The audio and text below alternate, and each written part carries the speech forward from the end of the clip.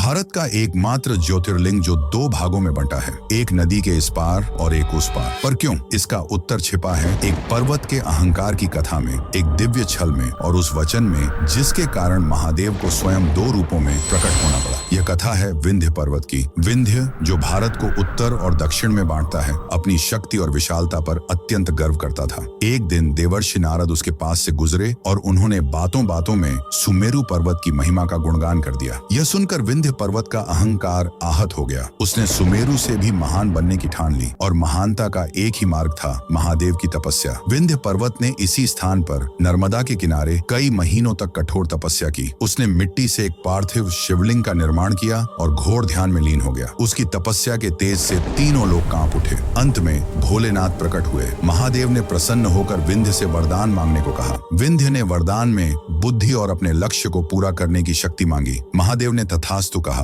पर तभी वहां अन्य देवता और आर्षिगण प्रकट हो गए। उन्होंने महादेव से प्रार्थना की, हे प्रभु, यदि विंध्य और ऊंचा हो गया तो यह सूर्य और चंद्रमा का मार्ग रोक देगा, जिससे सृष्टि का संतुलन बिगड़ जाएगा। कृपा करके आप यही निवास करें। उनकी प्रार्थना सुनकर महादेव ने एक लीला रची। वे उस स्थान पर ज्योति रूप में स्थित होने के लिए मान गए। पर उसी क्षण जिस एक शिवलिंग की विंध्य पूजा कर रहा था, वह दो भागों में विभक्त हो गया। एक भाग जो मूल पार्थिव शिवलिंग था, वह मामलेश्वर कहलाया, और दूसरा जिसमें से स्वयं महादेव प्रणव या ओंकार के रूप में प्रकट हुए, वह ओंकारेश्वर कहलाया। आज भी नर्मदा नदी के दक्षिणी तट पर मामलेश्वर हैं और नदी के ओम आकार के द्वीप पर ओंकारेश्वर हैं। दोनों को मिलाकर ही एक ज्योतिर्लिंग की यात्रा पूरी होती है। यह इस बात का प्रतीक है कि भक्त की मिट्टी की श्रद्धा मामलेश्वर और ईश्वर का दिव्य प्राकट्य ओंकारेश्वर दोनों मिलकर ही पूर्ण होते हैं। उस ओंकार स्वरूप महादेव के सम्मान में जो अहंकार को भी भक्ति का मार्ग बना देते हैं,